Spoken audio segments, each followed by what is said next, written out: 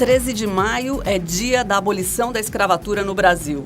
Foram quase 300 anos de crueldade e violência contra milhões de pessoas trazidas da África à força e tratadas como mercadoria, especialmente por fazendeiros e senhores de engenho. A lei da abolição foi assinada em 1888, mas há poucos dias, um vereador de uma cidade de Cuiabá causou polêmica ao recomendar que a prefeitura fizesse um serviço de branco e não de preto para concluir uma obra da cidade. No Viva Voz de hoje, vamos falar sobre as políticas de diversidade e igualdade étnico-racial. Já estamos no ar pela rádio e pela TV Univale e hoje comigo o acadêmico de jornalismo Daniel Schiavone. Boa tarde, Lisa. Boa tarde para você que está acompanhando com a gente o Viva Voz na rádio Univale FM e também pela TV Univale. Você pode participar do nosso programa através do Twitter, @VivaVozUnivale, e curtir a nossa página no Facebook, facebook.com/VivaVozUnivale. Para falar sobre o assunto, nós convidamos dois professores aqui da universidade. O professor Francisco Alfredo Brown Neto, Chico Brown, nosso convidado de várias pautas, né, professor? Bem-vindo ao programa, professor de História, também de Relações Internacionais. Tudo bem, professor? Obrigado, tudo bem. E também o professor Jorge Hector Morella Júnior, que é o coordenador do curso de Relações Internacionais. Ambos são integrantes do Núcleo de Estudos Afro-Brasileiros da universidade. Bom, pessoal, eu já vou puxar esse caso que aconteceu há poucos dias. Eu queria saber como interpretar esse fato, né, que envolveu esse vereador chamado Edson da Silva, do PROS. O Giripoca é o apelido dele. E ele é vereador na cidade de Diamantino, uma cidade a 209 quilômetros de Cuiabá. O que dizer sobre isso, professor Chico? É a questão seguinte, né? Nós imaginamos muitas vezes, né, no Brasil principalmente, né, se construiu uma ideia de democracia racial, né, isso se constrói no século XX, de que o Brasil teria conseguido, através da própria diversidade e dos casamentos interétnicos, desde o período colonial, construir uma relação de democracia racial, onde o preconceito não existisse. Né? Tanto que se faz muito diálogo da questão do afrodescendente, por exemplo, nos Estados Unidos e no Brasil. Né? Onde nos Estados Unidos tem conflito étnico, teve segregação. Né? E no Brasil não, no Brasil as raças, entre aspas, se acomodaram. Então, isso só demonstra que essa acomodação ela não aconteceu em momento algum, né? E que o mito da democracia racial, ele é um mito, porque essa questão ela foi construída historicamente, e até quando a gente ouve essa fala, né, de fazer serviço de branco, por exemplo. Mas no Brasil, até a abolição, quem fazia, vamos dizer assim, serviços, trabalhos braçais, eram especialidades de afrodescendentes, né? Só então, eles faziam, né? Na verdade, eles eram a mão de obra especializada, né? Porque o homem branco, o homem livre, por exemplo, raramente ele, principalmente da elite branca, né? Ele não tocava em trabalhos braçais, né? Então, essa parte era toda feita por... Mas existe uma construção também, por exemplo, né, em trabalhos como do padre Jorge Bense, do Antônio André Antonil e Cultura e Opulência, o que ele já dizia? Né? O escravo é as mãos e os pés do Senhor. Né? E essas narrativas, por exemplo, elas constroem um olhar acerca do negro que justificava também a escravidão, porque a escravidão no Brasil colonial foi justificada através da fé, né? Ou seja, o que nós chamamos do signo de Cã. A Igreja Católica Portuguesa, para justificar, né, escravizar seres humanos em tempo de humanismo, você tinha que desumanizar ele. Então, o pecado foi, né? Pegaram, então, o signo de Cã, né? Cã, na Bíblia, filho de Noé, que zombou de Noé. E Noé amaldiçoou Cã e a sua geração. Então, o que se disse, então? Olha, onde é que estão os filhos de Cã, os descendentes de Cã? Em África. Por quê? Porque eles nasceram com a marca do pecado. Por isso que no Brasil a cor, né, é utilizada como elemento de preconceito racial. Né? Então, vem desse passado, né? Inclusive, expressões como a gente já ouviu e às vezes ouve no Brasil, né? Ó, fulano é muito legal, ele é negro, mas é um negro de alma branca. Porque isso vem dessas narrativas coloniais. Por quê? Porque no engenho de açúcar, por exemplo, tinha um espaço chamado Casa de Purgar. Purgar vem da expressão latina purgare, né? Que é purificar. Então, na Casa de Purgar, o açúcar entrava mascavo, saía branco. Então, muitas vezes as narrativas diziam, olha, o trabalho para o escravo é o mesmo que a Casa de Purgar. Porque o escravo chega na fazenda impuro, com a alma impura. Então, com o trabalho, ele vai purificar a alma e aí, né, vai sair com uma alma pura, alva, etc. Então, que argumentos, então, nós podemos olhar muitas vezes esse tipo de fala como uma fala que tem um passado histórico dessa perspectiva. Né? Só para completar, o professor Jorge tem algo a dizer? É um caso isolado ou não, esse fato que aconteceu com esse vereador, professor? Deveria ser um caso isolado, né? Em nosso país. Um país que tem várias raças, entre aspas, né? Vivendo em comum. Temos a questão dos orientais, os próprios latinos, os brancos, os negros vindo por outro lado. Então, deveria ser um caso isolado ou não deveria ser caso algum. Não deveria mais, no século que a gente vive, haver esse tipo de situação e de segregação de certa forma, né? Infelizmente, ainda é uma realidade, como bem destacou o professor Chico. É algo que a gente trabalha para que não aconteça e justamente a partir disso nasce o NEAB, né? Que é uma alternativa, uma estrutura, um movimento dentro da instituição que pretende sair dos muros da instituição para mostrar que existe uma outra possibilidade, que existe uma outra forma diferente do que a gente vê por aí. Professor, antes de eu puxar aqui o NEAB, né, para introduzi-lo, eu gostaria de aproveitar a data da abolição e falar um pouquinho sobre o processo. Como foi esse processo para alcançar a abolição da escravatura no Brasil? Gostaria que você começasse, professor Jorge. Professor Chico, o senhor tem mais... Perdão. É o historiador de plantão. Porque, assim, a gente for pensar no processo, né, esse processo da escravidão, por exemplo, a gente pode até pegar alguns dados do próprio tráfico de escravos, né, que se conhece muito pouco, porque, assim, para a América, por exemplo, né, em aproximadamente 1526 até 1860, 66, que foi o grande fluxo de escravos para a América, porque a partir de 50 no Brasil tem a proibição definitiva do tráfico, né, você tem um processo de diáspora, a discussão que a gente faz é esse, né, essa diáspora africana, né. E a diáspora é o processo que você sai de um lugar sem querer sair, digamos assim. Né? Você sai por uma condição de guerra ou por uma condição de catástrofe, né? Que ele é obrigado a sair desse lugar. Né? E essa diáspora em África, ela continua, diga-se de passagem. Né? Os noticiários aí, a gente vê esse processo econômico, né? de diáspora ainda acontecendo. Então, mas essa foi pela escravidão, né? E nesse processo foram aproximadamente 12 milhões de africanos que foram trazidos para a América e o Brasil recebeu quase a metade disso. O Brasil recebeu em torno de 5 a 5 milhões e meio de escravos nesse período, né? O Brasil foi o grande porto de entrada, né? Então, vocês vejam que Estados Unidos, por exemplo, recebeu em torno de 300 a 400 mil escravos, né? Então, nesse processo de formação do Brasil, né, o Brasil tem um débito histórico com os africanos porque a nossa cultura, a nossa economia, ela foi influenciada por eles também, né? Então, e todo esse processo do período colonial foi um processo, sim, de ação dos africanos aqui também, depois dos africanos nascidos no Brasil, de resistência à escravidão, né? O caso mais conhecido é de Quilombo de Palmares, né? No final do século XVII, mas não é só Quilombo, né? Aqui em Santa Catarina nós temos, né, remanescentes de quilombos hoje, né? E nós temos também um dado interessante, que daí é de pesquisa que nós estamos realizando no NEAB, por exemplo, porque tem um mito no Brasil, né? O sul do Brasil não houve escravidão. Então, o que a gente está percebendo na pesquisa já não é um debate novo também, em termos de Santa Catarina. Teve sim, né? Por exemplo, eu estou trazendo aqui um relatório do presidente da província de 1844, onde Santa Catarina tinha 78 mil habitantes e desses 78 mil, né, 14.300 eram cativos. Então, você tem um percentual aí de quase 20% da população escrava. Então, existe esse silêncio também por parte da historiografia em dizer que, olha, então o processo digamos assim, de luta contra a escravidão, ela foi um processo que perpassou todo o período escravocrata, né? Claro.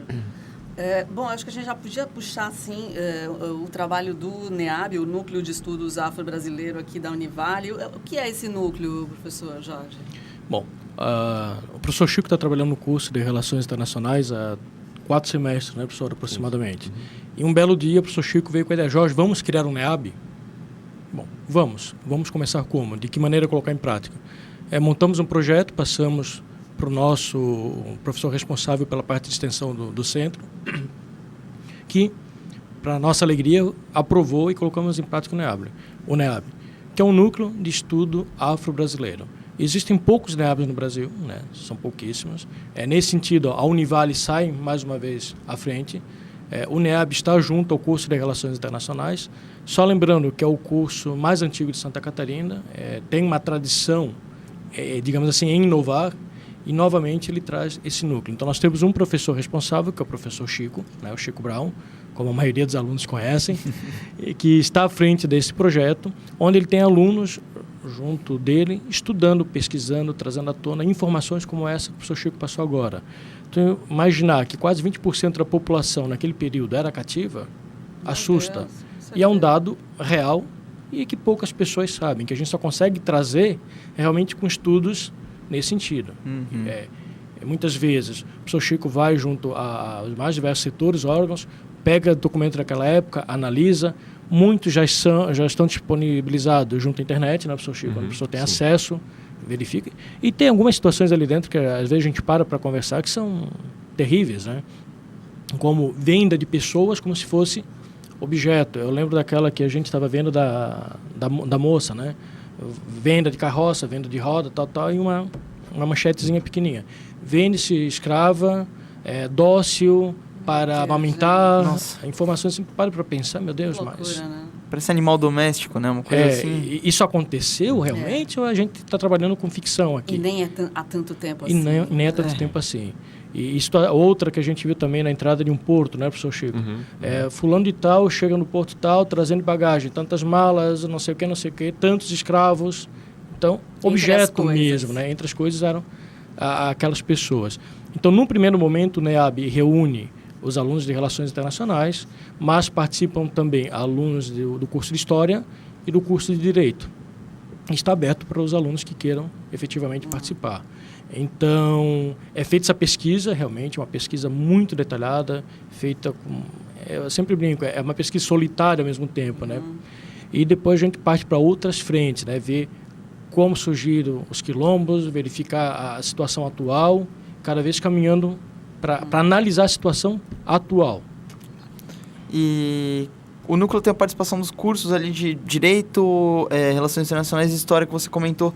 Como funciona essa parceria e essa integração entre as matérias mesmo? Num primeiro momento, são 3 situações para quem olha de fora não se misturam, né? História, Direito e Relações Internacionais. Direito e Relações Internacionais estão no mesmo centro, então a comunicação entre esses 2 cursos flui muito bem. O professor Chico atua no curso de História também. Então, essa relação se tornou muito lógica, muito fácil, né? Então, de que maneira? Os alunos, nesse primeiro momento, como eu disse, eles, especialmente os alunos de História, que têm uma afinidade muito grande para a pesquisa, eles estão fazendo a pesquisa. E isso colabora muito, ou contribui muito, para que os alunos dos outros cursos também possam partir ou aprender ou complementar a sua própria pesquisa, né? Os alunos de Relações Internacionais estão fazendo coletas no sentido de ver as relações daquele período do Brasil com outros países. Até depois o professor Chico pode contar aquela questão do Itamaraty, né, que foi algo que até um aluno trouxe e ficou um pouco chocado com a situação. E os alunos de Direito estão vendo toda a questão realmente jurídica. Podia, não podia, pode, não pode, como que isso realmente funciona. Sempre lembrando que hoje nós temos algumas atribuições, digamos assim, de órgãos superiores que a gente trabalha com essa questão, né, da afrodescendente, indígena. E o NEAB surge justamente como uma alternativa na instituição para que os outros cursos possam beber dali do que está sendo desenvolvido. Tá certo. Então, vamos fazer um intervalinho? Intervalinho, claro. A gente continua falando sobre a abolição e sobre o núcleo de pesquisa depois do intervalo.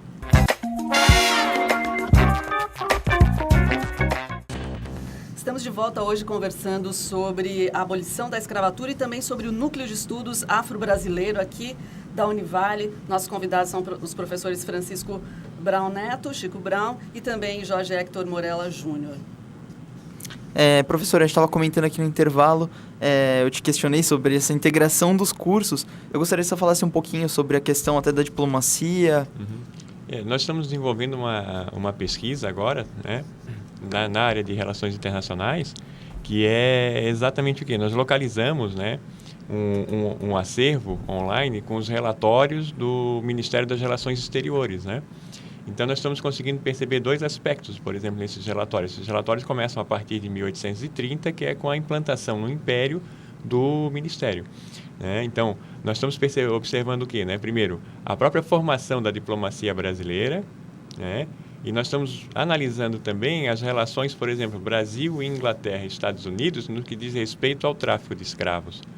Porque todo o relatório que nós estamos abrindo, existe a questão de comissões mistas, Brasil e Inglaterra, para combater o tráfico em Serra Leoa, por exemplo. Então, ações de presas de navios que estariam fazendo tráfico, e aí a resolução disso, estava fazendo, não estava, né? Algumas solicitações também da Embaixada Brasileira de explicações à Embaixada Inglesa, que interceptou um navio brasileiro que, segundo o Brasil, não havia escravos, segundo a Inglaterra havia. Então, tem toda essa questão diplomática, essas divergências entre as casas diplomáticas, né, de Brasil, Inglaterra e Estados Unidos também, porque os Estados Unidos eram um grande participante no tráfico de escravos também, né? Inclusive, quando a gente vê esses movimentos em Baltimore, por exemplo, né? Sim. Então, a gente não consegue entender o porquê. Mas Baltimore era uma cidade ligada ao tráfico de escravos no século XIX, né? E que lá haviam grandes estaleiros que fabricavam navios, né, veleiros, que eram famosos porque eles eram velozes, por exemplo, e eram vendidos para armadores aqui no Brasil, né, no Caribe, até mesmo na Europa, né? Com essa função. Com essa função. Eram especializados no comércio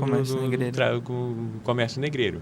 Então, né, nós estamos analisando todo esse conjunto nessa pesquisa aqui na área de relações internacionais. É uma pesquisa um tanto quanto inédita até, né?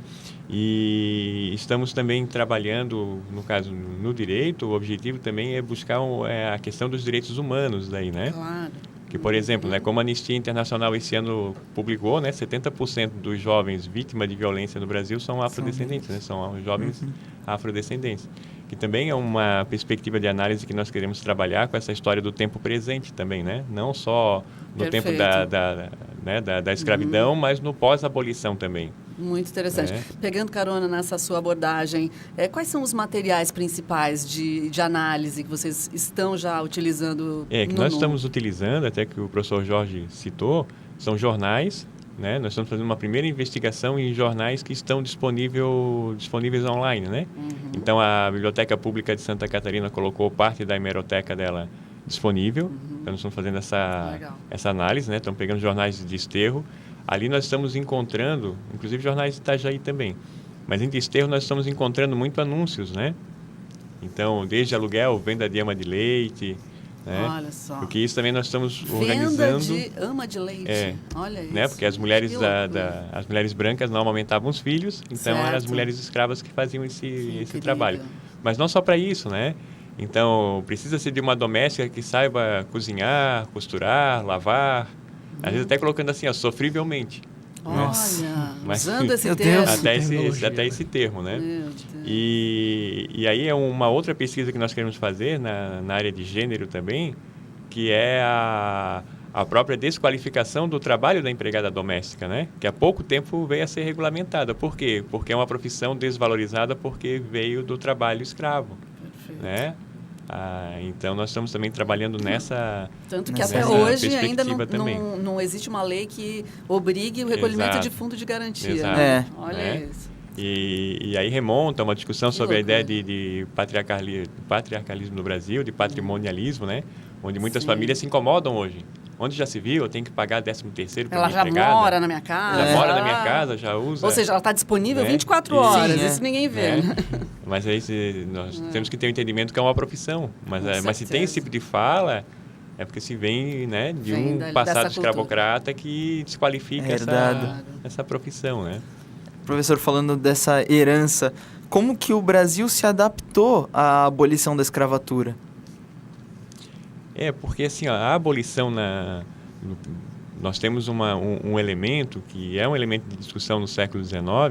Nós temos, assim, né, que também é uma análise que a gente quer fazer em relações internacionais, por exemplo, que são choques de modelo econômico, né? Por exemplo, há uma resistência nos Estados Unidos até a Guerra Civil, porque você tem uma influência sulista na política dos Estados Unidos, e que essa política defendia um modelo agroexportador de economia muito parecido com o do Brasil. Né? E esse modelo agroexportador do Brasil no século XIX, a maior resistência é na região do Vale do Paraíba, por exemplo, à abolição. Por quê? Porque o café era o produto número 1 e o centro produtivo era ali, né? Então, assim, por exemplo, Santa Catarina, a partir de 1870, você começa a ter um decréscimo da população escrava, né? Por quê? Porque já são as leis que foram feitas, né, com relação à lei do ventre livre, né, sexagenário. Então, você começa a ter uma redução. Isso não só em Santa Catarina, como no Brasil inteiro, né? Mas o Vale do Paraíba, por exemplo, ele em partes ainda resistia a essa substituição, né? E aí você tem esse processo também de vinda de imigrantes para o Brasil, principalmente aqui no Sul, que isso era um outro projeto do Império, né? Era um projeto de branqueamento racial, né? Dom Pedro era amigo do Conde de Gobineau, né? O Conde de Gobineau era um racialista que gostava muito do imperador, mas odiava o Brasil, porque ele dizia que a miscigenação produzia uma sub-raça no país. Nossa. O Brasil era um país degenerado. Então, para tentar resolver isso e construir aquilo que a Lilian Schwartz chama de civilização nos trópicos, né, ele incentiva o projeto da imigração exatamente para criar núcleos de branqueamento racial no país, a fim de que os brancos superassem a população negra. Porque o Brasil tinha, a maioria da população era afrodescendente, né? Tem até um livro chamado Onda Negra, Medo Branco. Então, a elite... E isso era uma preocupação no Brasil e nos Estados Unidos também.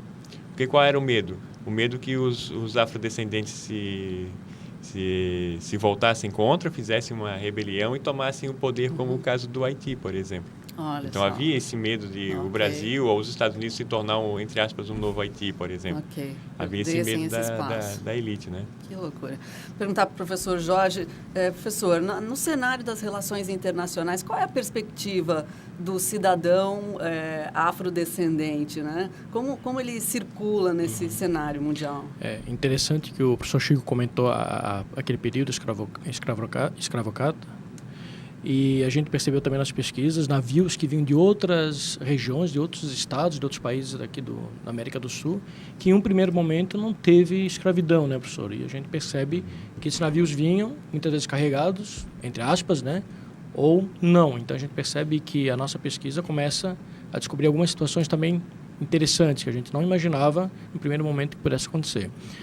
No que diz respeito às relações internacionais, a gente percebe a ascensão, graças a Deus, das pessoas, indiferente de gênero, de credo, de religião, independente de qualquer coisa, crescendo. A gente percebe presidentes dos mais diversos gêneros, né?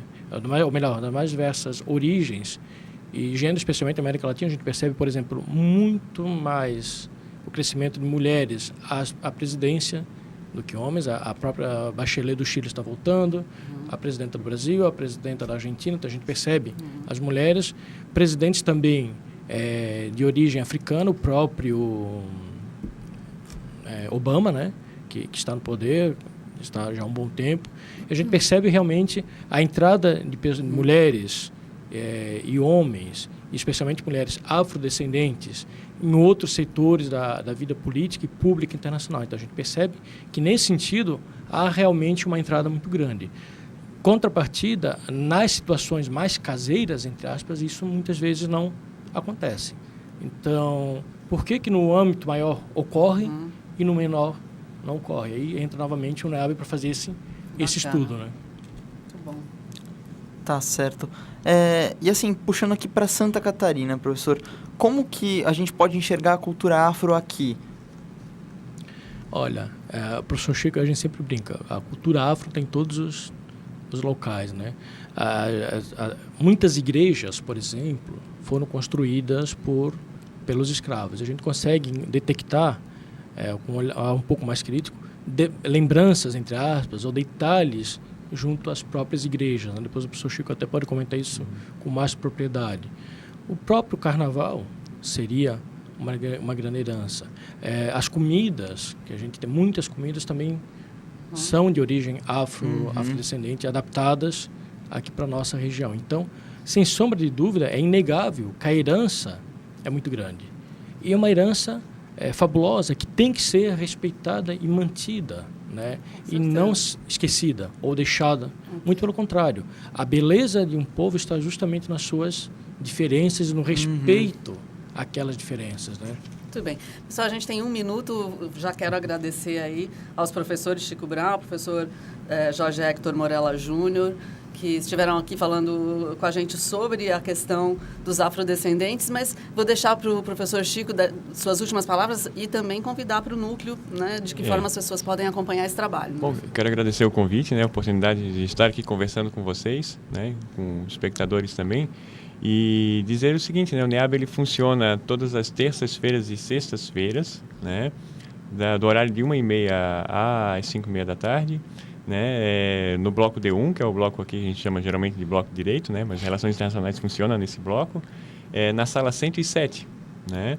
Então, nós estamos ali todas as tardes, né, e não é só para acadêmicos, é comunidade em geral também, né, porque ele caracteriza como projeto de extensão, então nós queremos estender para a comunidade. Então, fica aberto, quem quiser vir conversar com a gente, que tiver interesse em fazer pesquisa ou conhecer mais, né, nós estamos à disposição, então.